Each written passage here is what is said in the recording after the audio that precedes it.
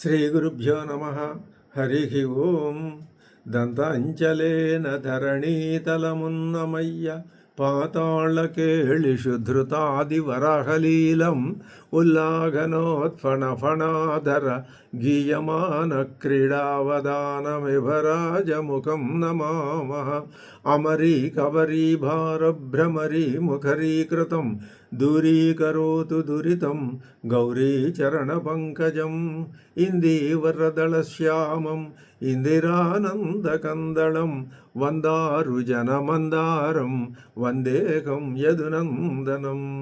వాగర్ధావివ సంపృక్తౌ వాగర్ధ ప్రతిపత్తయే జగతః పితరౌ వందే పార్వతీ పరమేశ్వరౌ. బుద్ధిర్బలం యశోధైర్యం నిర్భయత్వమరోగత అజాడ్యం వాగ్భటుత్వం చ హనుమత్స్మరణాత్ భవేత్. శృతిస్మృతిపురాణానామాలయం కరుణాలయం నమామి భగవత్పాదశంకరం లోకశంకరం. ఓం పూర్ణమదః పూర్ణమిదం పూర్ణాత్ పూర్ణముదచ్యతే పూర్ణస్య పూర్ణమాదాయ పూర్ణమేవావశిష్యతే. శ్రీ గురుభ్యో నమ. హరి ఓం. మనం ఈశావాస్యోపనిషత్తు మనకి ఎటువంటి సందేశాన్ని ఇస్తున్నదో ఆ సందేశాన్ని గ్రహించాలి అనేటటువంటి ఆలోచనతో ఆతృతతో మనం అధ్యయనం చేస్తున్నాం. ఎందుకంటే మానవుడికి మోక్ష మార్గాన్ని ఉపదేశించేది కేవలం ఉపనిషత్ విజ్ఞానమే. దానికి కూడా కారణం ఉపనిషత్తుల్లో చెప్పబడిన భావాలు ఇది మానవుడికి సామాన్య జీవితంలో అనుభవంలోకి రావు. లోకంలో ఎక్కడా కూడా ఏ భావాలు అనుభవంలోకి వస్తాయి? నిత్య జీవిత వ్యవహారం, నేను జీవుణ్ణి, ఇది నాది, ఇదంతా నాది, ఈ భావాలే తప్ప, నేను నాది అనే భావాలే తప్ప తద అతీతమైన భావాలు మానవుడి యొక్క ఆలోచన పదంలోకి ఎప్పుడూ రావు. కానీ ఆ విధంగా నిత్య జీవితానికి అతీతమైనటువంటి భావ పరంపర ఉన్నది. అది ఎక్కడ తెలుస్తుంది? ఎవరు చెప్తారు? ఉపనిషత్తులే చెప్తాయి. ఆ భావాల్ని తెలుసుకోవటం, ఆ రుచి గనక మనకి తెలిసినట్లయితే అది అమృత ఫలం. నిగమకల్పతరోర్ గళితం. అది నిగమం గళితం కాదు, నిగమముల యొక్క అంతంలో ఉన్నది. ఆ భావాలు మనకి రుచి తెలిసినట్లయితే మనం నిత్యం అందుకే అరువులు చేస్తాం తప్ప మళ్ళీ ఈ భూమి మీదకి తిరోగమన దృష్టితో భూమిని అంటుకుపోయి భూమికి 5-6 అడుగులు ఎత్తులోనే నిలబడి అంతకంటే పైకి వెళ్ళలేక మరీ భూమి మీద పాకలేక అటువంటి స్థితిలో ఆ పాకే దశ ఉంది, మనకి నిలబడే దశ ఉంది, ఎగిరేది, ఇదంతా ఈ దశలన్నీ మనకు తెలుసును. మనం ఈ త్రిపుటిలో తిరుగుతూనే ఉన్నాం. ఇదే పరమార్థం అనుకుంటున్నాం. కాదు, ఇంతకంటే పరమార్థం ఉంది. ఈ ఒక్క మాటలోనే అస్థి నాస్తి అనే భేదం తెలిసిపోతుంది కదా. ఈ భూమి మీద ఈ మానవ జీవితం ఇలా జీవించటం, ఇలా పోవటం ఇదే పరమార్థం కాదు. ఇంతకంటే పరమార్థ సత్యము ఒకటి ఉన్నది. అది ముందు మనం ఉన్నదని తెలుసుకోవాలి, దాన్ని గ్రహించాలి, గ్రహించిన దాన్ని నిలుపుకోవాలి, నిలుపుకున్న దాన్ని గురించి నిరంతరం ఆలోచించాలి, దానినే మనస్సులో సదా నిలుపుకోవాలి. ప్రాణ ప్రయాణ సమయ ప్రేచ్ఛాస్మాల్లోకాద్ అమృతా భవంతి. ఈ శరీరంలో నుంచి ఈ ప్రాణాన్ని మనం బయటికి తీసుకెళ్ళేటప్పుడు, అంటే మనం ఈ శరీరంలో నుంచి మనం బయటికి వెళ్ళేటప్పుడు ఆ భావంతో బయటికి వెళ్ళిపోవాలి. అలా కాకుండా ఇది నేను, ఇది నాది అనే ఈ భావం బాగా కరుడుగట్టుకుపోయి అదే భావంతో ఉంటే నువ్వు బయటికి వెళ్ళేది నీకు తెలియదు. జననీ గర్భంలో నుంచి బయటికి భూమి మీద పట్టడం అనేది ఎవరికీ తెలియదు. తెలియకుండా ఈ భూమి మీదకి వచ్చాం. ఇది చాలా ముఖ్యమైన విషయం. తెలియకుండా ఎవరో మెడ మీద చెయ్యి వేసి గెంటితే వచ్చి ఈ భూమి మీద పడ్డాం. కానీ పోయేటప్పుడు అదేవిధంగా ఎవడో బరబర ఈడ్చుకుపోతూ ఉంటే పోకూడదు. ఎలా పోవాలి? మనంతట మనం పోవాలి. అది మన చేతుల్లోనే ఉంది. మన చేతుల్లోనే ఉంది కదా, మనం దాన్ని సాధ్యం చేసుకోగలమంటారా? సాధ్యం చేసుకోవటానికే ప్రయత్నం చేస్తున్నాం. ఏ పరీక్షిత్ మహారాజు లాంటి వాడు పూర్తిగా దాన్ని స్వాధీనం చేసుకున్నాడు. మనం ప్రయత్నం చేస్తున్నాం. ఇప్పుడు కాకపోతే ఇంకోసారి, ఇంకోసారి కాకపోతే ఇంకోసారి. ఆ విధమైనటువంటి ప్రయత్నంలో మనం కృతకృత్యులం కావాలి. ఇదే సందేశం ఈశావాస్య ఉపనిషత్తు మనకిచ్చే సందేశం. ఒక ఈశావాస్యమే కాదు, 10 ఉపనిషత్తులు ఇదే సందేశం. అయితే ఈ 10 ఉపనిషత్తుల్లో మధ్య మధ్యలో వేదం అందరికీ సంబంధించింది కదా, అందుకని అందరికీ సంబంధించిన విషయాలు చెప్తే కొన్ని భిన్నాభిప్రాయాలు వచ్చేసరికి బాదరాయణ మహర్షి వచ్చి 550 సూత్రాలు రాసి ఆ భిన్నాభిప్రాయాలన్నింటినీ లేకుండా చేసి పారేసి ఈ ఉపనిషత్తు భావాన్నే స్థిరీకరణ చేశాడు. అదే విషయాన్ని తమ భాష్యంలో స్థిరీకరణ చేశారు భగవత్పాదులు. ఇదే విషయాన్ని భగవద్గీతలో శ్రీకృష్ణ పరమాత్మ ఘంటాపథంగా చెప్పాడు. ఇది ఒకే ఒక మార్గం. ఆ ఈశావాస్యోపనిషత్తులో మనం అదే మనకి ఈ విధానాన్ని చెప్తున్నదే అని చెప్పాం కదా. ఇప్పటికీ మనం 4-5 మంత్రాలు పూర్తి చేసాం. అవి ఒక్కసారి తలుచుకుందాం. ఓం పూర్ణమదః పూర్ణమిదం పూర్ణాత్ పూర్ణముదచ్యతే పూర్ణస్య పూర్ణమాదాయ పూర్ణమేవ అవశిష్యతే. ఇవి నిత్యం మననం చేయాలి, నిత్యం పారాయణం చేయాలి. మనకి ఇంతకు పూర్వం లలితా సహస్రం, విష్ణు సహస్రం, భగవద్గీత ఇలాంటివి పారాయణం చేయటం, రామాయణ భాగవతాలు పారాయణం చేయటం లాంటివి బాగా తెలుసును, అలవాటు పడిపోయాం. ఇప్పుడు వాటి స్థానంలో ఉపనిషత్తుల పారాయణం గనక మనం ప్రతిష్టాపించుకున్నట్లయితే ఆ పునాది మీద ఈ సౌధాన్ని కట్టినతో అంతే తప్ప వైరుధ్యం ఎక్కడా ఉండదు, లేదు, ఉన్నదని భావించరాదు. అది పాపం. ఈశావాస్యమిదగుం సర్వం యత్కించ జగత్యాం తేనచ్చక్తేన భుంజేధాః మా గృధః కస్యస్విద్ధనం కుర్వన్నేవేహ కర్మాణి జిజీవిషేచ్ఛతగుం సమాః ఏవం త్వయి నాన్యధేతోస్తి న కర్మ లిప్యతే నరే అసూర్యానామతే లోకాః అంధేన తమసావృతాః తాగుంస్తే ప్రేత్యాభిగచ్చంతి ఏకే చ ఆత్మహనో జనాః అనేజదేకం మనసోజవీయో నైనద్దేవ ఆప్నువన్ పూర్వమర్షతు తద్ధావతోన్యానత్యేతి తిష్టతు తస్మిన్నపో మాతరిష్వా దధాతి తదేజతి తన్నైజతి తద్దూరే తద్వంతికే తదంతరస్య సర్వస్య తదు సర్వస్య అస్య బాహ్యతః. ఈ 4-5 శ్లోకాలు అనగా అనేజదేకం మనసోజవీయో నైనద్దేవ ఆప్నువన్ పూర్వమర్షతు తద్ధావతోన్యానచ్చేతి తిష్టతు తస్మిన్నపో మాతరిష్వా దధాతి. 5వ శ్లోకం తదేజతి తన్నైజతి తద్దూరే తద్వంతికే తదంతరస్య సర్వస్య తదు సర్వస్య అస్య బాహ్యతః. ఈ 4-5 శ్లోకాలు ఒక యూనిట్, ఒక భావం. ఇది మనం ఎంత చక్కగా గ్రహించగలిగితే ఉపనిషత్తు హృదయం మనకంత స్పష్టంగా వివరణ రూపంగా దర్శనమిస్తుంది అన్నమాట. అయితే ఇందులో మొట్టమొదటి మంత్రవర్ణం యొక్క తాత్పర్యాన్ని ఒకసారి మనం మననం చేసుకుందాం. అది ఏమంటున్నది? ఈ భూమి మీద ఉన్నటువంటి నశ్వర స్వభావం కలిగిన ప్రతి వస్తువుని, ఏ వస్తువైతే ఉన్నదో దాన్నంతటినీ కూడా యత్కించ జగత్యాం జగతు జాయతి గచ్చతి ఇది జగతు అంటే పుట్టేది పోయేది నశ్వర స్వభావం కలిగినటువంటి. అందుకని ఆ మాట చెప్తున్నాం.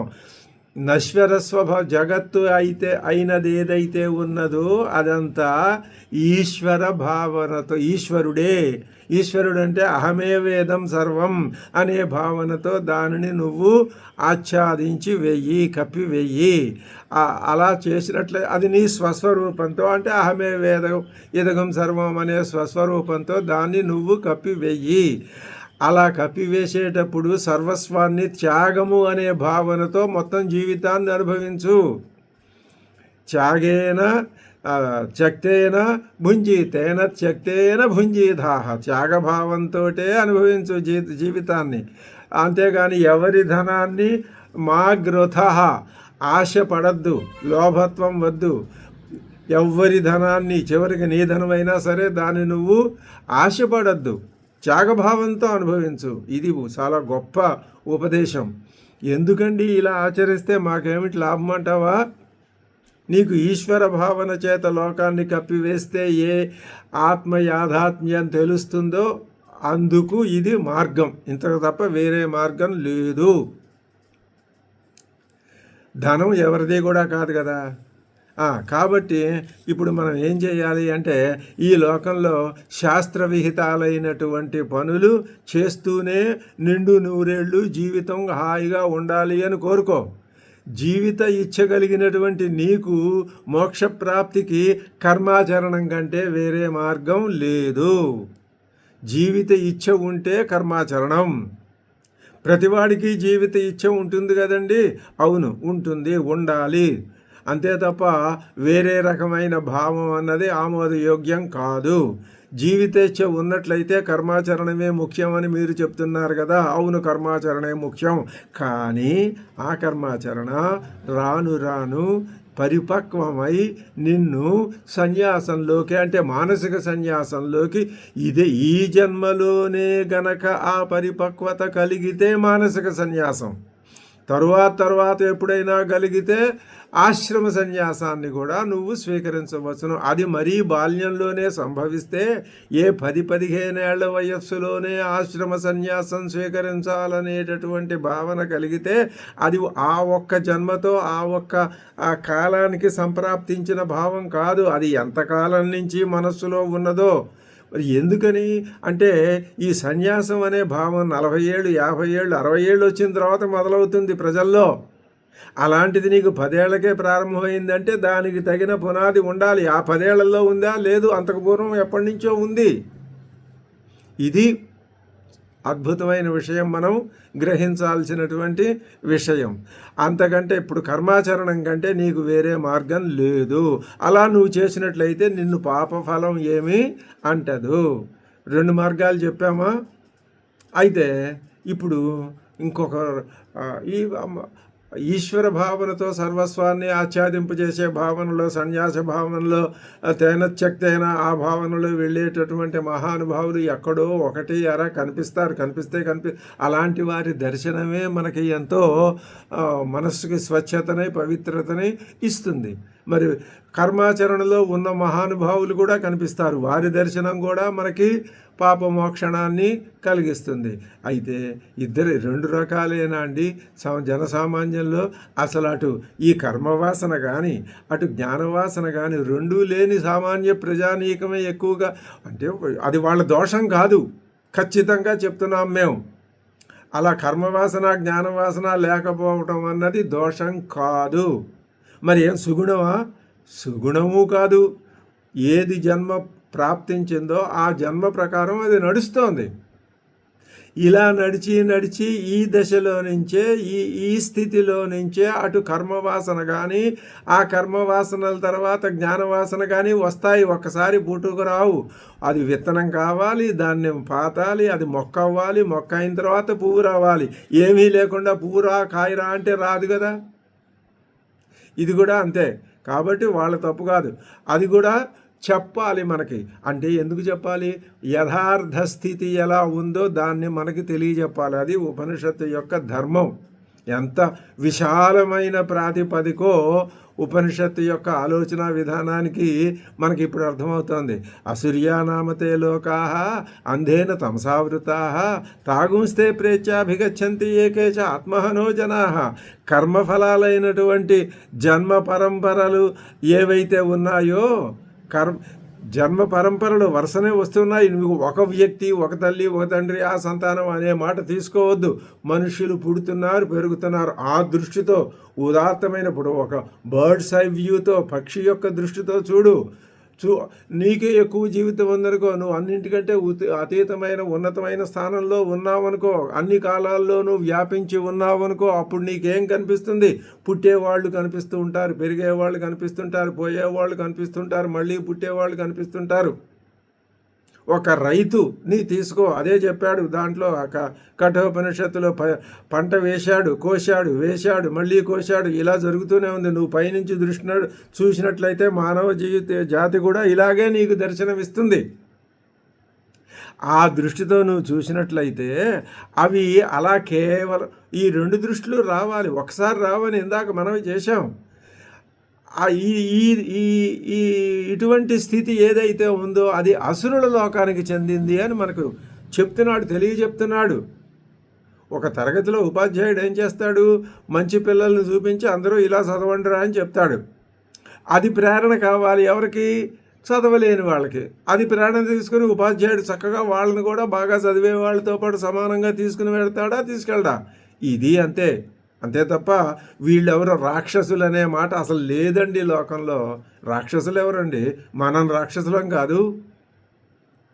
దేవతలు ఎక్కడున్నారండి అని ఎవరైనా ఇంకొక ఆయన వచ్చి అడిగితే మనమే దేవతలం, మనమే రాక్షసులం. వైకుంఠం ఎక్కడుంది? నీ మనసులోనే ఉంది వైకుంఠం. నరకం ఎక్కడుంది? నీ మనసులోనే ఉంది నరకం. ఇటువంటి భావనలో ఆ ఉదాత్తత భావాన్ని గనక మనం సమ్మిళితం చేసినట్లయితే మనకు ఒక చక్కటి పరిపక్వమైనటువంటి ఆలోచన వస్తుంది. కాబట్టి అటువంటి ఆత్మతత్వాన్ని తెలియని ఆత్మఘాతకులు ఉన్నారే, వాళ్ళు ఏం చేస్తారు అంటే ఆ మరణానంతరం మళ్ళీ ఆ ఆసుర జన్మలనే పొందుతున్నారు. అక్కడ ఉన్న విషయం చెప్తున్నాం. ఒక వైద్యుడు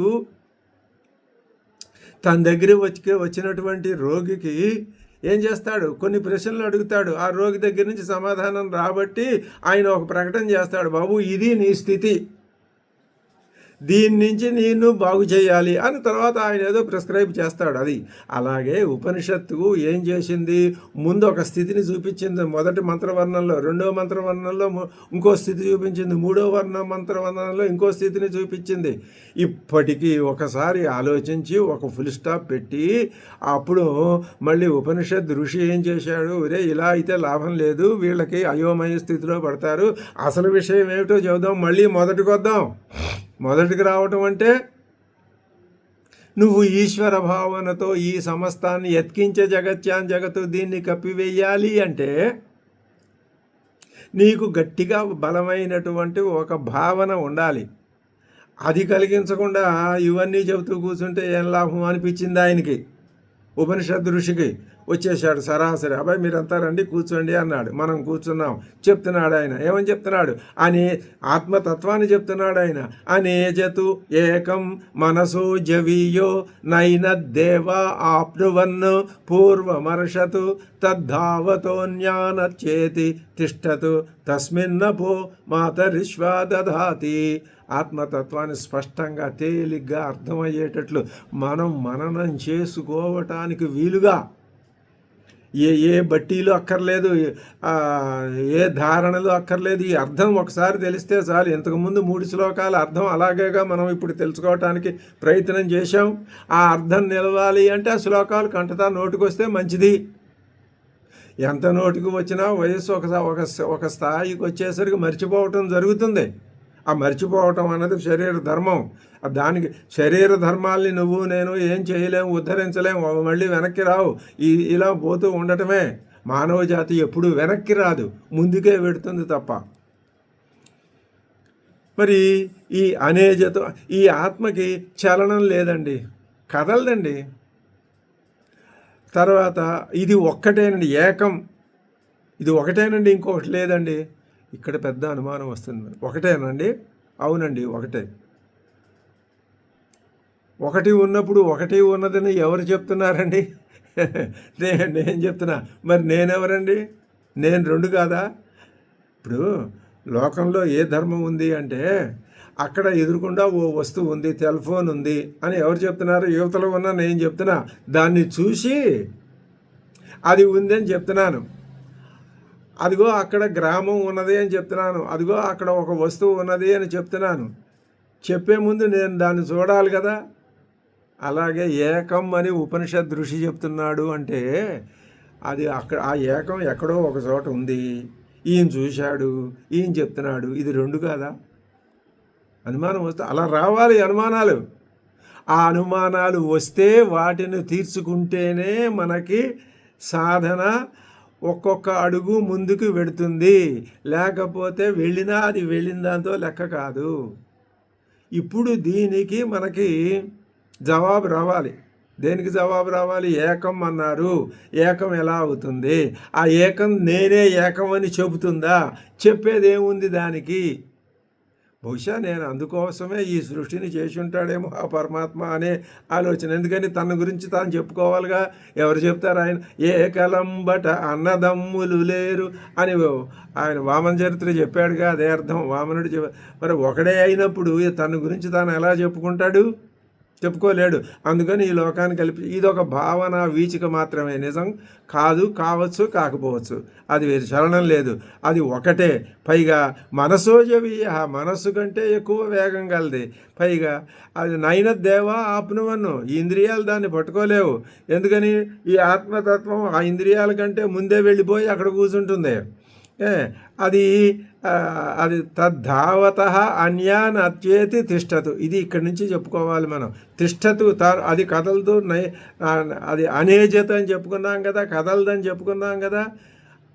తాను కదలకుండా ఉంటూనే, అంటే స్థిరంగా ఉంటూనే, పరుగులు ధావత అన్యాన్, పరిగెడుతూ ఉన్న అన్యాన్ని అత్యేతి దాటి వెళ్ళిపోతుంది. ఇది చాలా అద్భుతం. ఇది ఎంత మానసికమైనటువంటి భావన.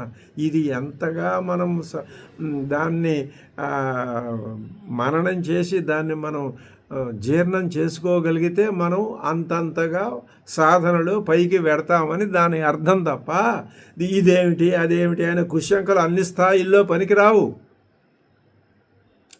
ఎక్కడ శంఖ పనికొస్తుందో అక్కడల్లా భగవత్పాదులు వేసి చూపించారు శంఖలు చేసి. ఆయన పర్మిట్ చేసినటువంటి శంఖలే శంఖలు, మిగతా శంఖలు కావు, పనికిరానివి. అదేం చేస్తుంది? ధావత అన్యానచ్చేతి తిష్టతు, తాను కదలకుండా కదిలే వాటన్నింటినీ ఆక్రమించి ముందుకెళ్ళిపోతుంది. ఎందుకని అంతటా ఉన్నప్పుడు ఇది చాలా చిన్న విషయం. ఇందులో పెద్ద రీజన్ కూడా ఏం అక్కర్లేదు. పరిగెట్టేది ఒకటి ఉందండి. అది ఆ పరిగెట్టేది ఏం చేస్తుందండి? పరిగెడుతుంది. దాంట్లో విశేషమా? అవును, పరిగెడుతుంది. ఆ పరిగెట్టడం మొదలెట్టాలిగా. అది మొదలుపెట్టింది. ఎక్కడ మొదలెట్టింది? ఎక్కడో ఓ చోట మొదలుపెట్టింది. మొదలుపెట్టి ఏం చేస్తుంది? పరిగెత్తుకుంటూ పోతుంది. ఇప్పుడు మేము అనేజతు కదలని ఒక తత్వం ఉంది అన్నాం కదా. పైగా అది ఒకటే అన్నాం కదా, అంతటా వ్యాపించి ఉండాలి కదా. ఈ పరిగెత్తేది ఒకానొక పాయింట్లో పరిగెత్తడం మొదలెట్టి పట్టుకుంటూ పోతుంటే అంతటా ఉన్నది దానికంటే ముందు ఉండదా? ఏముంది అందులో విశేషం? అది చాలా తేలిక. ఇలాంటి పరస్పర విరుద్ధంగా భాషించే విషయాల్ని మనం ఏం చేయాలి అంటే వాటిని సమాధానపరుచుకోవాలి, సమాహారపరుచుకొని వాటిల్లో ఏకత్వాన్ని బయటికి తెచ్చుకోవాలి. తర్వాత తస్మిన్నపో మాతరిశ్వ దధాతి, ఈ మాతరిశ్వ వాయువు ఆ ఆత్మతత్వంలోనే ప్రాణికోటిని అంతటిని ఏం చేస్తున్నాడు? పోషిస్తున్నాడు. అసలు ఈ ప్రాణికోటి అంతా అందులోనే ఉంది. ఇంకా నువ్వు ఎక్కడికి పరిగెడతావు? ఎక్కడికి పోతావు? ఏం చేస్తావు? మొత్తం అంతా వ్యాపించి ఉన్నదాన్ని నువ్వు దాటి పరిగెత్తి వెళ్ళగలవా? ఎందుకని? నువ్వు దాంట్లో ఉన్న జీవుడివి కదా. నీకు ఒక ప్రారంభం, ఒక మధ్య, ఒక ముగింపు ఉన్నాయి కదా. దానికి అవన్నీ లేవుగా. ఇది తాత్విక భావన అండి, అద్భుతమైన భావన. ఇది గనక మన మనస్సుకు పడితే ఎంత ఆనందం కలుగుతుంది అంటే అంత ఇంత కాదు. ఇప్పుడు ఇదే మంత్రవర్ణానికి ఈయన శంకర భగవత్పాదులు వారు ఏం చెప్పారు? భాష్యం చెప్పారు. ఆ భాష్యం ఇంతవరకు మనం చదివిన దాన్ని ఒక్కసారి మననం చేసుకుందాం. అనేజదేకం మనసోజవీయో నైనద్దేవా ఆప్నువన్ పూర్వమర్షతు తద్ధావతోన్యానచ్చేతి తిష్టతు తస్మిన్నపో మాతరిశ్వా దధాతి. అనేజతు నా ఏజతు. ఆ ఏజత్ అంటే అర్థం ఏమిటండి భగవత్పాదులు గారు? అది క్రియ ఏజ్రు కంపనే. ఆ ఏజ్రు భూ సత్తాయాం, భూ అనేది ధాతువు. దానికి అర్థం ఏమిటి? సత్తా, ఉండుట, అదే సత్తు. ఆ ఉన్నట్లు తెలియటమే చిత్తు. చిత్తు చైతన్యం అంటే జ్ఞానం, తెలివి, నిరాకారం, ఈశిత, ఆత్మతత్వం, ప్రత్యేగాత్మతత్వం, పరమాత్మతత్వం. ఆత్మతత్వం అంటే నేనే ఆ చైతన్య స్వరూపం. నేను చైతన్యం, నేనే స్వరూపం. నా స్వరూపం నేనే, చైతన్యమే. మరి నువ్వు ఎలా చెప్తున్నావు? చెప్పటం అనేది మరి ముఖం నోరుంది కాబట్టి చెప్తున్నావు, లేకపోతే అసలు చెప్పాల్సిన పని లేదు. నేను చైతన్య స్వరూపంగానే ఉన్నప్పుడు చెప్పేదేమిటి? ఎవరికి చెప్తాను? ఎవరికి చెప్పక్కర్లా. సరే, అది అలా ఉంచుదాం. కంపనం, చలనం, స్వస్థాన ప్రచ్యుతి, ఈ విషయాలన్నీ మనం కిందటి ఎపిసోడ్లో గమనించాం. తద్వర్జితం, అది అనేజత్. సర్వదా ఏకరూపం ఇత్యర్థ. తచ్చ ఏకం, అది ఒక్కటే. ఎలా ఏకం అండి అంటే సర్వభూతేషు, అన్ని భూతాల్లో అది ఉన్నది కాబట్టి ఏకం.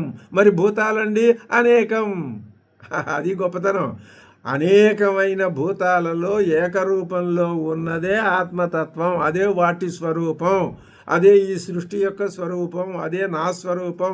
అవన్నీ తెలుసుకోలేవు, నేను తెలుసుకోగలుగుతున్నాను. అది మానవుడి సృష్టి, నరనారాయణుడు. తానే నరుడయ్యాడు, తానే నారాయణుడయ్యాడు అంటే అదే అర్థం. ఏవం సర్వభూతేషు మనసః సంకల్ప వికల్ప లక్షణాతు జవీయ. మనసో జవీయ. ఎటువంటి మనస్సు కంటే? సంకల్ప వికల్ప లక్షణాలు కలిగినటువంటి మనస్సు కంటే వేగం గలది ఇది. ఎందుకని? దానికి అవి లేవుగా. ఆత్మతత్వానికి సంకల్పం లేదు, వికల్పం లేదు. ఇక్కడ కూడా అర్థం చేసుకోవచ్చు మనం. ఇప్పుడు మనకు ఆత్మతత్వం ఎలాగ తెలుస్తుంది, మనకు ఎలా అనుభవంలోకి వస్తుంది? మళ్ళీ చూడండి, ఆత్మతత్వం మనకి అనుభవంలోకి రావాలి. ఎలాగా అంటే మనస్సు అనుభవం దేనికి రావాలి? మనస్సుకే రావాలి. ఏది ఉండంగా రాదు.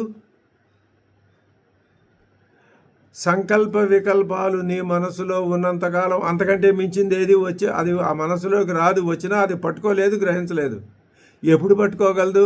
ఈ సంకల్ప వికల్పాలని పూర్తిగా క్షాళితం చేశాయి. అది సాధ్యమా? కాదు. మరి కాకపోతే ఎందుకు ఈ ఘోష అంతా? సాధ్యం చేసుకుంటేనే నీకు మోక్షం. లేకపోతే నువ్వు ఇలాగే ఉంటావు, అసూర్యానామలోకాల్లోనే ఉంటావు అని ఏం శాపం పెట్టం. అది నిజానికి అసూర్యానామతే లోకా అనే శ్లోకం, మంత్రం, అది శాపం కాదు, బోధ, హితబోధ. అసలు ఉపనిషత్తు ఎందుకు శపిస్తుందండి? ఎవరినైనా శపించదు. ఆ శపిస్తున్నట్టుగా కనపడుతున్న దానికి అర్థం ఏమిటి అంటే నీ యథార్థ స్థితిని నీకు తెలియజెప్పటమే. కాబట్టి ఇప్పుడు నీ మనస్సుకి ఆ తత్వం ఎలా తెలుస్తుంది? సంకల్ప వికల్పాలు. సంకల్పం అంటే ఒకటి ఉద్దేశం కలుగుతుంది, మళ్ళీ వికల్పం కలుగుతుంది, మళ్ళీ సంకల్పం వికల్పం. ఇదే మనస్సు. అది తీసేయి, అసలు మనస్సు ఉండదు. మనస్సు ఉండకపోతే ఏముంటుందో అదే ఆత్మతత్వం. ఇది ప్రధానం. అటువంటి సంకల్ప వికల్పాత్మకమైన మనస్సు కంటే ఇది జవీయం, బలవత్తరం. ఎందుకని? ఆ మనస్సు ఏం చేస్తుంది? ఆ సంకల్పంలో పుడుతోంది, వికల్పంలో చస్తోంది. పుడుతూ చస్తూ కూర్చుంది, అది ముందుకు అక్కడికి పోతుంది, పోలేదు. ఇప్పుడు ఒక ప్రశ్నని లేవనెత్తారు, సందేహం వచ్చింది. ఈ సందేహం అందరికీ రావాలి. అబ్బే మాకు రావట్లేదండి. ఎందుకు రాదు? భగవత్పాదులు చెప్తారు, వినండి. ఏం చెప్తున్నారు? కథం విరుద్ధముచ్యతే ధ్రువం నిశ్చలం ఇదం మనసః జవీయ ఇది. ధ్రువము, నిశ్చలము, ఏకము అని చెప్తున్నారు, పైగా మనస్సు కంటే వేగం కలదని చెప్తున్నారు. అంటే నీ ప్రశ్నలోనే దానికి జవాబు కనపడుతోందయ్యా. ఇదేమో అచంచలమైంది, చలనం లేనిది, మనస్సు కంటే వేగం కలదే అని ఎలా చెప్తారు అంటే దీనికి నా ఏష దోష. ఈ అనుమానాన్ని తేలిగ్గా తీసిపారేశారు భగవత్పాదులు. ఆ మాట చూడు ఎంత తేలిగ్గా అంటారు. నా ఏష దోష. అబ్బే ఇదేం దోషమయ్యా, ఇది దోషమే కాదు అసలు. ఎలాగండి? నిరుపాధి ఉపాధిమత్వేన ఉపపత్తే. ఉపాధితో కూడిన ఆత్మ, ఉపాధి లేని ఆత్మ అనే విధంగా తేడా చెప్పటం మంచిదే. అదేగా నిజం, కరెక్ట్. అదేగా ఆ సోపాధి నిరుపాధుల్లో ఉపాధి లేని తన స్వరూపం చేత ఆత్మ కదలిక లేనిది. సోపాధి నిరుపాధి రెండు దానికే ఉన్నాయి. అసలు రెండు లేవు. భగవత్పాదులు అలాగే చెప్తారు, రెండు లేవు. ఉపాధి లేదు, నిరుపాధే ఆత్మ. కానీ సోపాధి కూడా అని ఎందుకు చెప్తున్నాడు ఆయన? నువ్వు అనుకుంటున్నావుగా. కాబట్టి ఆ ఉపాధి అనే లక్షణాన్ని తీసేస్తే ఆ నిరుపాధి మాత్రమే మిగులుతుంది. అది అప్పుడు ఎలా ఉంటుంది? ఏకరూపం. అది కదలిక ఎక్కడ ఉంటుంది? ఉండదు. కదలిక లేనిది అని ఒకటే అని చెప్తాం. సంకల్ప వికల్పాలే దేని యొక్క రూపం? మనస్సు యొక్క రూపం అదే. అటువంటి ఆ మనస్సు అనే ఉపాధిని అనుసరించడం వల్ల, అంటే మనస్సు యొక్క వికారాలకి ఆశ్రయం అయ్యింది. అంతటా ఉండేసరికి ఈ మనస్సు కూడా అందులోనే ఉండి మనస్సు ఏమనుకుంటోంది అంటే నాకు ఆశ్రయం ఇచ్చిన ఆత్మకి సంకల్ప వికల్పాలు తనవి కావట మనస్సు అనుకోవటం దానివట అని ఇది తీసుకెళ్ళి దాని మీద ఆరోపిస్తుంది. తాను చేసింది తప్పు తాను ఆరోపించేది ఎదటి వాళ్ళ మీద. అది ఆ విధంగా ఆశ్రయం అవటం వల్ల అది ఉన్నట్లు కనిపిస్తోంది నీకు. ఆ ఆకాశం అంతటా ఉంది, ఈ కొండకే పరిమితం అయ్యింది నువ్వు చూస్తే నువ్వు అంటున్నావా లేదా? ఇది అంతే. అసలు ఆకాశానికి కొండకి సంబంధమే లేదు, కానీ ఉన్నట్టు కనిపిస్తోంది. అలాగే మన తత్ర నిరుపాధికైన స్వేన రూపేణ ఉచ్యతే అనేజతు ఏకం ఇది మనసః అంతఃకరణ లక్షణస్య సంకల్ప వికల్ప లక్షణస్య ఉపాధే అనువర్తనాత్. దానితో అనువర్తనం కావటం వల్ల ఇహ దేహస్థస్య మనసః బ్రహ్మలోకాది దూరగమనం సంకల్పేన క్షణమాత్రాత్ భవతి ఇత్యతః మనసో జవిష్ఠత్వం లోకే ప్రసిద్ధం. లోకంలో బ్రహ్మలోకంలో గడిపోయింది నా మనసు ఒక క్షణంలో, సగభాగంలో, ముప్పావు భాగంలో. ఇలాంటి అనుభవాలు లోకంలో ఉన్నాయిగా. ఇవన్నీ ఆభాస, అనుభవ ఆభాసలు. ఇవన్నీ ఉట్టిదే అంటే అలా నడిచిపోతుంది లోకం. అది కూడా తెలుసుకుంటూ ఉండాలి. అది లోకంలో ప్రసిద్ధమే. తస్మిన్ మనసి, అటువంటి మనస్సులో బ్రహ్మలోకాదీన్ ధృతం గచ్చతి సతి, ఆ మనసు ఆ విధంగా బ్రహ్మలోకాలకి వెళ్ళిపోతుంటే ప్రథమం ప్రాప్త ఇవ ఆత్మ చైతన్యావభాసో గృహ్యతే. ఆత్మ అతిశయించిన వేగం కలది అని అక్కడ మనం దాన్ని అలా అనుకుంటున్నాం, పొరపాటున ఎస్టిమేషన్ వేస్తున్నాం మనం. అతః మనసో జవీయ ఇది ఆహా సయేనతు దేవాః జ్యోతనాత్ దేవాః చక్షురాదీని ఇంద్రియాణి ఏతత్ ప్రకృతం ఆత్మతత్వం నా ఆప్నువన్ నా ప్రాప్తవంతః. ఇంద్రియాలు దేవాః అంటే ఇంద్రియాలని అర్థం. అది భగవత్పాదులు చెప్పారు. అవి నా ఆప్నువన్, వాటిని పొందలేవు, దేన్ని ఆత్మతత్వాన్ని పొందలేవు. ఎందుకని అంటే తేభ్యో మనోజవీయ మనోవ్యాపార వ్యవహితత్వాద్ ఆభాసమాత్రం అపి ఆత్మనో నయేవ దేవానాం విషయీభవతి. ఈ ఇంద్రియాలకి అది విషయం కాదు, ఏది ఆత్మతత్వం. ఎందుకని మనస్సు మధ్యలో వ్యాపారం అనేది అవహిత. ఈ మనోవ్యాపారాన్ని తీసేయి, అప్పుడు నీ ఇంద్రియాలకి అది తెలుస్తుంది. అక్కడ నీ మనస్సు కూడా అంతరింద్రియమేగా. అప్పుడు ఈ కళ్ళు అవి పనిచేయవు, అప్పుడు కూడా మనస్సు ఉంటుంది. మనస్సు కనుక తన వ్యాపారాన్ని పూర్తిగా, అదే తపస్సు అంటే మనస్సు యొక్క వ్యాపారాన్ని బంద్ చేయటమే తపస్సు. బంద్ చేస్తే ఏమవుతుంది? ఏది ఉంటుందో అదే ఆత్మతత్వం. అంతేగాని ఆ ఆత్మ, ఇక్కడ చాలా ముఖ్యమైన మెలకువ ఒకటి ఉంది.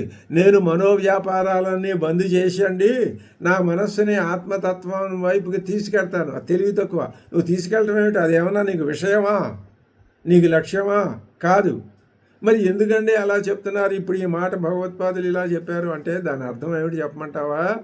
నువ్వు పని చేయి, మనస్సు యొక్క సంకల్ప వికల్పాలను బంద్ చేసి కూర్చో, అంతే. అప్పుడు ఏది మిగులుతుందో అది నీ అనుభవంలో తెలుసుకో. అంతేగాని మళ్ళీ అక్కడ విషయం లక్ష్యం అనేది పెట్టుకోకాదు. మనస్సు ఎప్పుడు ఆప్యం కాదని మొట్టమొదటే చెప్పాడా? ఆప్యం అంటే నువ్వు పొందలేవు అని చెప్పాడు. తర్వాత యస్మాత్ జవనాత్ మనసః అపి పూర్వం హర్షతు, అంటే జవనాత్ మనసః అపి, వేగం కలిగిన మనస్సు కంటే కూడా ముందే ఇది పెడుతోంది. ఎట్లాగా అంటే అర్షతు అంటే చేరుకొనేను, చేరినది. యస్మాత్, ఎందుకంటే జవనాత్ మనసః అపి పూర్వం అర్షతు, పూర్వం ఏవ గతం వ్యోమవత్ వ్యాపిత్వాత్. అది ఆకాశం వలె వ్యాపకం అవటం వలన ఏది ఆత్మతత్వం. అంటే ఇప్పుడు మీరు మాకు ఒక విషయం చెప్పారు. ఆత్మతత్వం ఆకాశంలాగా వ్యాపించి ఉందా అంటే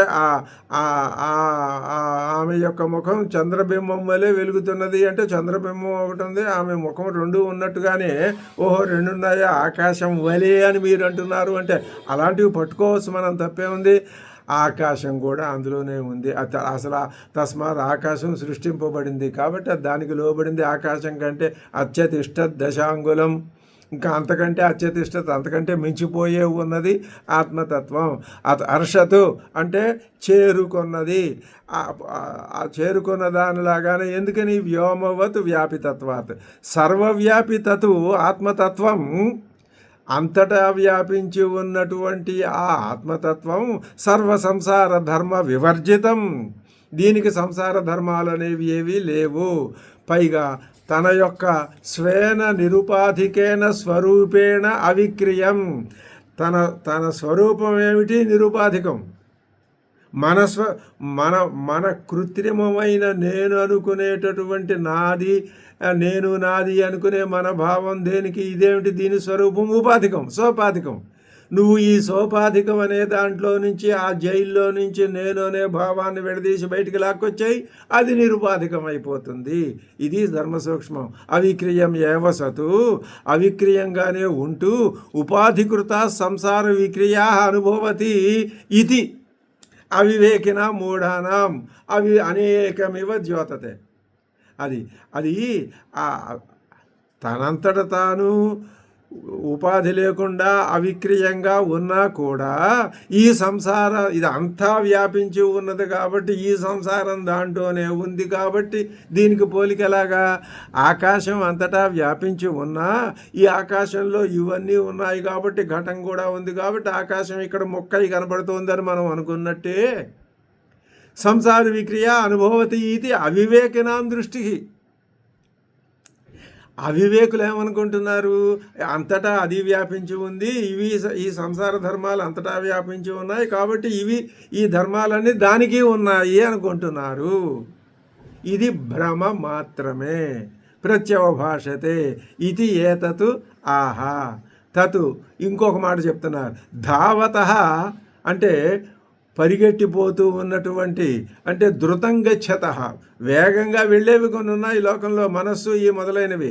అన్యాన్ అంటే ఆత్మ విలక్షణాన్ మనోవాగేంద్రియ ప్రభృతినవి. అదే చెప్తున్నారు. వేగంగా వెళ్ళేవి ఏవండి? మనస్సు, వాక్కు ఈ మొదలైనవన్నీ. ఇవి విలక్షణమైనవి. దేనికంటే? ఆత్మ కంటే. ఆత్మ వేరు, మనోవాగేంద్రియాలు వేరు. ఇవి ధావతః పరిగెడుతూ ఉంటాయి. ఎంతసేపు ఈ మనస్సు ఏమిటి? ఎంతసేపు ఆ నిద్రపోయినంతసేపు ఏం నోరు మూసుకుని పడి ఉంటుందో కానీ నిద్ర వచ్చి పోయిన మరుక్షణం నుంచి పరిగెట్టడం అదే దీని పని. అసలు ఈ ఉపనిషత్తు మీదకి దృష్టి పోవటం కూడా ధావతఃయే. ఉపనిషత్తు ఎందుకు చదవటం? నీకు ఆ ఒరిజినల్ భావం ఏమిటో ఏ చదువు అక్కర్లేదు. రమణ మహర్షి ఏం చదివాడు? ఆయన ప్రహ్లాదుడు ఏం చదివాడు? అయితే ప్రహ్లాదుడు చదివించిన నన్ను గురువులు అని చెప్పాడు. మాటగా చెప్పుకున్నాం. అన్యాన్ వేటిని? ఆత్మ విలక్షణాన్ మనోవాగేంద్రియ ప్రభృతిని అచ్చేతి అతీత్య గచ్చతి. ఇవ ఈ శంకర భగవత్పాదులు వారు ఈ మాట ఇవ అంటే వెళ్ళినట్లు, వెడుతోంది అని ఖచ్చితంగా చెప్పరు. వెడుతున్న దానిలాగా నీకు అనిపిస్తున్నది, అది భ్రమే కదా. అక్కడ అసలు ఉన్నది సూర్యరశ్మే. నీకు అది ఎలా కనబడుతోంది? నీళ్లు. ఆహా ఇక్కడ నీళ్లు ఉన్నాయనుకుంటున్నావు నువ్వు, భ్రమ. అలాగే అది వెళ్ళటం లేదు, ఏమీ లేదు, వెడుతున్నట్టుగా నీకు అనిపిస్తోంది. తతు ధావతః ధృతం గచ్చతః అన్యాన్ ఆత్మ విలక్షణాన్ మనోవాగేంద్రియ ప్రభృతిన్ అచ్యేతి అతీత్య గచ్చతి ఇవార్థం స్వయమేవ దర్శయతి. ఇవ అనే అర్థం భగవత్పాదుల వారు మీరు సొంతంగా చెప్పారండి? అబ్బే నేనెక్కడ చెప్పాను రా, నేను చెప్పలేదు. మరి ఎవరు చెప్పారు? ఉపనిషద్ ఋషే చెప్తున్నారు. ఎక్కడ చెప్పాడు? ఇదిగో చూడు. తిష్టతు ఇది స్వయం అవిక్రియం ఏవ సతు ఇత్యర్థ. తిష్టతు నిలిచి ఉన్నదై అంటే ఎలా నిలిచి ఉంది? వికారాలు ఏవీ లేకుండానే అని. ఎప్పుడైతే ఏ వికారాలు ఉండవో అది స్థిరంగా ఉంటుంది. వికారం వచ్చిందంటే మార్పే. అది చిన్న భావం అంతే. ఈ సృష్టి అంతా వికారాత్మకం అండి. కాబట్టి ఎంతసేపు జగత్ పుట్టటం పోవటం. దీనికంటే అతీతమైన స్థితి ఉంటుందా ఉండదా? ఉండాలా అక్కర్లేదా? ఉండి తీరాలి. జ అనే స్థితి కంటే అతీతమైన స్థితి ఉండి తీరాలి. ఇది హేతువు. అది లేదండి ఇదే ఉంది ఎలా చెప్తావు? ఇప్పుడు అది లేదని నువ్వు చెప్పాల్సిన ప్రమాణం ఏది? నీ జ్ఞానమేగా. అంటే ఈ పుట్టుతూ పోతూ ఉండే స్థితి కంటే నీకు అటువంటి అతీతమైన స్థితి ఒకటి ఉన్నది అని నువ్వు అంటున్నావు అంటే అది నీకు ఎప్పుడో ఎక్కడో నీకు తెలిసి ఉండాలి, కానీ అది అడుగున పడిపోయింది. ఇది అద్భుతమైన పరమార్థం. అది నీకు తెలియందే నువ్వు ఎలా చెప్తున్నావు? తెలిసి ఉండాలి. మరి తెలిసి ఉంటే మరి ఇప్పుడు ఖచ్చితంగా చెప్పలేకపోతే ఎవరో వచ్చి చెప్పేదాకా ఎందుకు నీకు తెలియట్లేదు? మరుగున పడిపోయింది. అర్థం ఉందండి, దుమ్ము పడిపోయింది. కొత్తగా ఏమీ అక్కర్లా. ఉన్నదాన్ని ప్రత్యభిజ్ఞ అంటే గుర్తుకు చేసుకోవటమే మోక్షం. ఆ గుర్తుకు చేసుకోవటం ఒక్క మాటలో చేసేసుకోమంటారా? చేసుకో. ఏమిటి ఇదంతా? భ్రమ. నేను నాది అన్నది స్థిరం కాదు. నేను అనేది ఒకటే స్థిరం, నాది అనేది నేను స్థిరం, నాది అనేది లేని నేను స్థిరం. చాలు, ఇది ఒక్కటే వేదాంత పరమ నిగూఢ రహస్య అర్థం. కాబట్టి ఇప్పుడు ఏమంటున్నారు? తతు ధావత ధృతం గచ్చత అన్యాన్ ఆత్మవిలక్షణాన్ మనోవాగేంద్రియ ప్రభృతిన్ అచేతి అతీత్య గచ్చతి ఇవార్థం స్వయమేవ దర్శయతి తిష్టతు ఇది. స్వయం అవిక్రియం ఏవా సతు ఇత్యర్థ. అవిక్రియంగానే ఉంటుంది. అవిక్రియత్వం ఎప్పుడు వస్తుందండి? క్రియలు లేకపోతే విక్రియత్వం వస్తుంది. క్రియలతో ఉంటే విక్రియం, విక్రియత్వం లేకపోతే అవిక్రియత్వం. తస్మిన్ ఆత్మతత్వే సతి నిత్య చైతన్య స్వభావే. ఎప్పుడూ చైతన్యమే దాని స్వభావం. చైతన్యం అంటే ఎరుక, తెలివి. అస్మి అస్మి అస్మి, ఉన్నాను. ఇదే భావం. అహమస్మి. అహం బ్రహ్మాస్మి. ఇదే చైతన్యం. అస్మి. కూర్చుని కళ్ళు మూసుకొని నిశ్చలంగా ఉండి ఎంతసేపు వీలైతే అంతసేపు అస్మి అహం బ్రహ్మాస్మి అనుకుంటే అదే సాధన, అదే నిధిధ్యాసన. అయితే అందులో పరిపక్వత సాధించాలి. ఎంతవరకు సాధించగలం అనేది మన బలహీనతను మనం ఒప్పుకోవటంలో మనం ఫస్ట్. అంతే తప్ప బలహీనతను కప్పిపెట్టుకొని నాకు తెలుసు అని మాట్లాడటం అది తప్పు. అలా మాట్లాడకూడదు. తస్మిన్ ఆత్మతత్వే సతి నిత్య చైతన్య స్వభావే సతి అయినది ఉండగా మాతరిశ్వ అంటే ఎవరు? వాయువు. ఆయనకి ఆ పేరు ఎందుకు వచ్చిందో వ్యుత్పత్తి అర్థం చెప్తున్నారు శంకర భగవత్పాదులు. మాతరి అంతరిక్షే శ్వయతి గచ్చతి ఇది మాతరిశ్వ. అంతరిక్షంలో నడుస్తూ ఉంటాడు కాబట్టి, పోతూ ఉంటాడు, చలిస్తూ ఉంటాడు కాబట్టి అతడు మాతరిశ్వ. అంటే అర్థం ఏమిటనమాట? అంతరిక్షంలో సంచరించేది కాబట్టి దానికి వాయువు అని పేరు. అదేం చేస్తుంది? సర్వప్రాణభృత్ క్రియాత్మక. వాయువు సకల ప్రాణుల సమష్టి చలనమే రూపంగా గలవాడు. వాయువు అంటే ఏమిటండి? మన ప్రాణుల యొక్క చలనమే వాయువు. వాయువు స్వరూపం ఏమిటి? ప్రాణుల చలనమే రూపంగా గలవాడు. అది దేహం, ఇంద్రియాల సముదాయాలు ఆ వాయువుని ఆశ్రయించి ఆ ఆత్మలోనే పడుగు పేకల్లాగా మనుగడను కలిగి ఉన్నాయి. అది యదాశ్రయాన్ని కార్యకరణ జాతాని. ఏ మాతరిశ్వ ఏ వాయువుని ఆశ్రయించి కార్యకరణాలన్నీ ఉన్నాయో అంటే అర్థం ఏమిటనమాట? ఇంద్రియాలు, కార్యకరణాలు. కరణం అంటే ఇంద్రియం, కార్యం అంటే వాటి ఫలితాలు. అవి ఆ సముదాయాలన్నీ కూడా యస్మిన్ దేంట్లో ఏ వాయువులో ఓతాని ప్రోతానిచా ఓతప్రోతంగా పడుగు పేకల్లాగా మనుగుడిదే కలిగి ఉన్నాయి. ఎందుకని? ఈ మాతరిశ్వ ఎక్కడ ఈ మనమంతా మాతరిశ్వలో ఉన్నాం. మాతరిశ్వ ఆకాశంలో సంచరిస్తున్నాడు, ఆత్మతత్వంలో ఉన్నాడు, ఆత్మతత్వాన్ని ఆధారం చేసుకుని ఉన్నాడు, ఆత్మతత్వం నుంచే పుట్టుకొచ్చాడు. ఎవరు? వాయువు. హనుమంతుడు ఆ వాయుతత్వం మిగిలిన తత్వాలతో కలియక ముందు జన్మని సాధించిన మహాపురుషుడు. అంటే ఆయన మీద మిగిలిన లక్షణాలు లేవు. వాయుతత్వం సంపూర్ణంగా ఉంది. అది దాన్ని నీకు తెలియజెప్పడానికి హనుమంతు పాత్రని సృష్టించాడు వాల్మీకి కాదు శ్రీరాముడు కూడా కాదు, అమ్మవారు. ఈ సృష్టి చేసిందంతా మొత్తం ఎవరండి? అమ్మవారే కదా. రాముడిని కూడా సృష్టించింది అమ్మవారేనా? కాదు. రాముడు జ్ఞానస్వరూపుడు. జ్ఞానస్వరూపం లేనిదే అమ్మవారు ఈ సృష్టి చేయలేదు. సరే, అది వేరే. కాబట్టి ఇప్పుడు యస్మిన్ ఓతాని ప్రోతానిచ యత్ సూత్ర సంజ్ఞకం సర్వస్య జగతో విధారయితృ.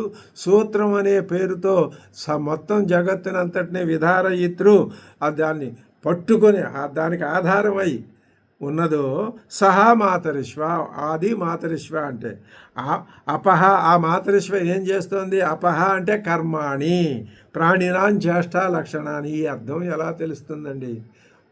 అసలు ఈ తస్మిన్నపో మాతరిష్వ దధాతి అనేటటువంటి ఈ మంత్రం యొక్క ఈ 4వ పాదానికి అర్థం చెప్పడం. అలాగే మొట్టమొదట ఏం చెప్పారు? ఈశావాస్యం. అసలు ఆ ఈశావాస్యం అనే ఒక్క వాక్యానికి అర్థం చెప్పినందుకు ఈ ప్రపంచం అంతా ఎంత రుణపడి ఉన్నదో శంకర భగవత్పాదులకి. ఎన్ని జన్మలెత్తినా రుణం తీర్చుకోలేదు ఈ సృష్టి. ఏ రుణం? భగవత్పాదుల రుణం. ఎందుకు? ఈశావాస్యం అనే ఒక్క ఆ మంత్రవర్ణానికి వాక్యానికి అర్థం చెప్పినందుకు. అందులోనే అహమేవ ఇదం సర్వం. ఇది మనం మర్చిపోకూడదు. ప్రతి ఎపిసోడ్లోనూ ఈ మాట అనుకుంటూనే ఉంటాం మనం. అహమేవ ఇదం సర్వం. దీనికి మూల భావన ఎక్కడి నుంచి వచ్చింది? ఈశావాస్యం. దాంట్లో నుంచి తీసుకొచ్చి నీకు లోపల ఎక్కడో లోపల ఉన్నటువంటి కనపడకుండా దేంట్లోనో దాచిపెట్టేసిన మీ తాతో ముత్తాతో ఇంకో ముత్తాతో ఏం చేశాడు? ఆయన సంపాదించిన ఇంత బంగారం మూటని అది దేంట్లోనో పొట్లం కట్టి ఎక్కడో ఇంట్లో దాచేశాడు. అది నీకు తెలీదు. అది నువ్వు నీ అంతట నువ్వైనా గ్రహించి బయటికి లాగి తెలుసుకోవాలి. లేదా ఎవరైనా ఒక జ్యోతిష్యుడు వచ్చి ఒరే నీ ఇంట్లో ఇట్లా మీ తాత ముత్తాతలు పెట్టారని ఆయన అంజనం ద్వారా చెప్పనైనా చెప్పాలి. అది సిద్ధవాక్కు వశ్యవాక్కు లాంటి వాళ్ళు చెప్తారు తప్ప సామాన్యులు ఎవరు ఇది మిగతా అనర్థాలకు దారితీస్తుంది. ఇలాంటి వాటిని నమ్మకూడదు, నమ్మవద్దు కూడా. అలా చెబితే అప్పుడు నీకు తెలుస్తుంది తప్ప లేకపోతే నీకు ఎలా తెలుస్తుందయ్యా? శంకర భగవత్పాదులు ఆ మాటకు అర్థం చెప్పకపోతే. అపహ అంటే కర్మాణి. ఏమిటో కర్మలు? ప్రాణినాం చేష్టా లక్షణాన్ని. వాటిని అగ్నియాదిత్య పర్జన్యాదీనాం జ్వలన ప్రకాశాభివర్షణాది లక్షణాన్ని అంటే అవి సకల జగత్తును నిలబెట్టే ఆ వాయువుకే సూత్రము అని పేరు అని చెప్పారు. ఆ మాట పైన చెప్పాడు కదా. వాయువు ఏం చేస్తుంది? ఆపహ అంటే ప్రాణుల యొక్క చేష్టారూపంలో ఉండే కర్మల్ని దధాతి అంటే విభాగం చేసి అక్కడ పెడుతున్నాడు. అంటే ఏమిటా విభాగం? అగ్ని ఆదిత్య పర్జన్యాదీనాం. అగ్ని ఆదిత్య పర్జన్య. అగ్ని జ్వలన ప్రకాశ అభివర్షణ. అగ్నికి జ్వలనం అంటే మండటం. ఆదిత్య ప్రకాశం, సూర్యుడు ప్రకాశించటం. పర్జన్య మేఘాలు, అభివర్షణ వర్షించటం. ఈ మొదలైనటువంటి కర్మలన్నింటినీ అందులో పెట్టి చేస్తున్నాడు. వాటి ఫలితమే మనం కూడా అందులోనే ఉన్నాం. ఇప్పుడు నూతన అర్థం చెప్పారు శంకర భగవత్పాదులు. తస్మిన్నపో మాతరిష్వ దధాతి అంటే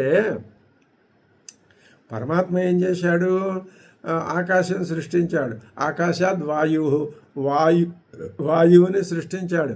ఆ వాయువుని కూడా సృష్టించి ఏం చేశాడు ఆయన అంటే ఆ వాయువు ద్వారానే అక్కడ ఈ మన సృష్టిని దృష్టిలో పెట్టుకుని అక్కడి నుంచి ప్లాన్ వేసుకుంటూ వచ్చాడు.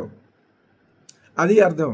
దధాతి మాతరిష్వ దధాతి అంటే అక్కడ వహిస్తున్నాడు. ధారయతివా భీషాస్మాద్వాత పవతే ఇత్యాది శృతిభ్యః సర్వాః హి కార్యకరణాది విక్రియాః నిత్య చైతన్యాత్మస్వరూపే సర్వాస్పదభూతే సతి ఏవ భవంతి. ఫలితార్థం 4వ మంత్రవర్ణానికి మొత్తం పిండీకృత అర్థం ఒక్క వాక్యంలో చెప్పేశారు భగవత్పాదులు. ఏం చెప్తున్నారు? ప్రమాణం చూపిస్తున్నాడు. లేకపోతే సూర్యుడు అబ్బాయి నేను ఇంతకాలం బంద్ చేశాను 4 రోజులు సెలవు పెడతాను అని లేదు.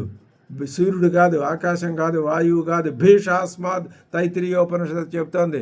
ఆ పరమాత్మ యొక్క అది కల్పన సరదాగా ఆయనకు భయపడిపోయి గజగజ వణికిపోయి సూర్యుడు నిత్యం ఉదయిస్తున్నాడా అంటే అర్థం ఏమిటి అంటే ఆయన యొక్క శాసనం ఈశతే ఈశిత. అదే ఆ ఈశ్వర భావనతో ఇదంతా ఈశ్వర భావన అనేది ఆ ఒక్క వాక్యానికి మొత్తం ఉపనిషత్తు 18 మంత్రవర్ణాలు వ్యాఖ్యానం అండి.